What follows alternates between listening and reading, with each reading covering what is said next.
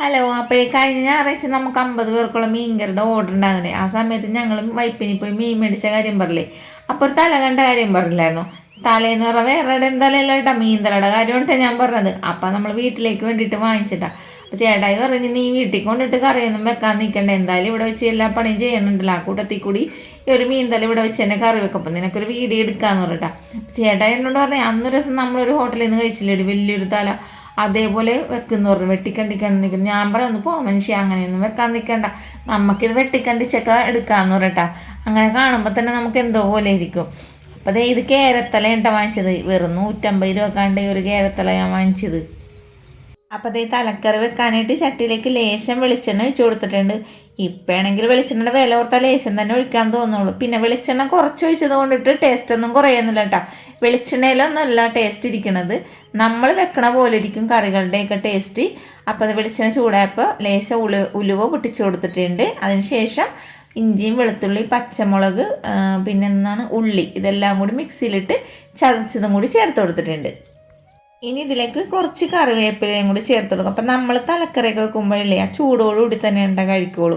അല്ലാതെ വൈകുന്നേരം എനിക്ക് തലക്കറി കഴിക്കാൻ തോന്നില്ല കേട്ടോ, എനിക്ക് ചൂടോടുകൂടി കഴിക്കണമെന്നാണ് കൂടുതൽ ഇഷ്ടം. അപ്പം അതെ, ഇനി ഇതിലേക്ക് കുറച്ച് തക്കാളി, കുറച്ചെന്ന് പറഞ്ഞാൽ ഒരു 2 ചെറിയ തക്കാളിയും കൂടി ചേർത്ത് കൊടുത്തിട്ടുണ്ട്.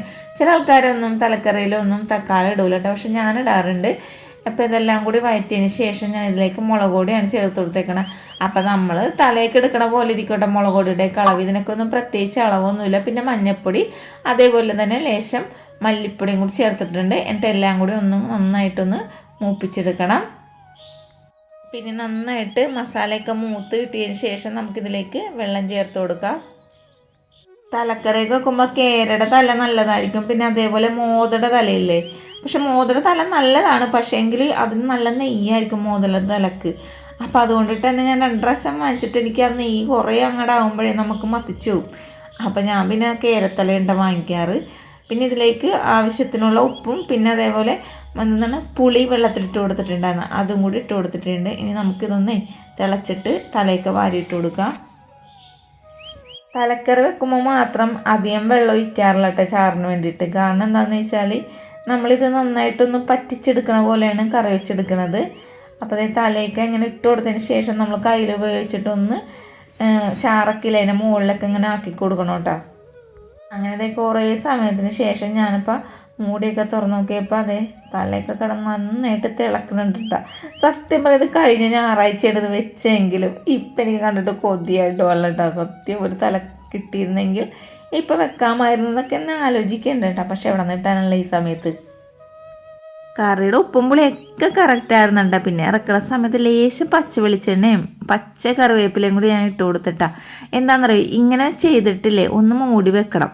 എന്നിട്ട് നമ്മൾ കഴിക്കണ സമയത്ത് മൂടി ഒന്ന് തുറന്ന് നോക്കുമ്പോഴേ ആ പച്ച വെളിച്ചെണ്ണയുടെയും കറിവേപ്പിലയുടെയൊക്കെ മണം അങ്ങോട്ട് മൂക്കിലോട്ട് തള്ളി എന്താ ഒരു മണോ ആ ടേസ്റ്റ് എന്നറിയാമോ കറിക്ക്.